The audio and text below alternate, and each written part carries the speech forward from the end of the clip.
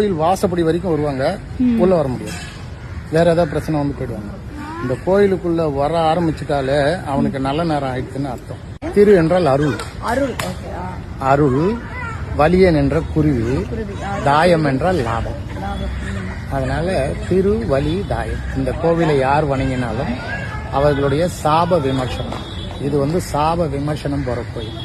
எத்தனை கோயிலுக்கு போனீங்கனாலும் அங்க பரிகாரம் பண்ணணும். இங்க பரிகாரமே பண்ண வேண்டாம், இங்க வந்துட்டு போன போதும். இல்லாம முருகர் ரொம்ப சிறப்பு. இல்லை அருணகிரியார் பாடியிருக்காரு. அருணகிரியார் மட்டும் இல்லாம ஔவையாரும் பாடியிருக்காரு. காரைக்கால் அம்மையார் ஒரு 4 வரி பாடியிருக்காரு. அகவல், திரு அகவல் சொல்லுவாங்க தெரியுங்களா, அது மாதிரி அம்மையாரும் பாடியிருக்காங்க.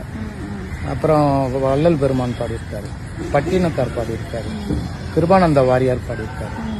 பெரிய அருளாளர். இந்த கோவில் இங்க என்னன்னா எல்லாமே பாடல்.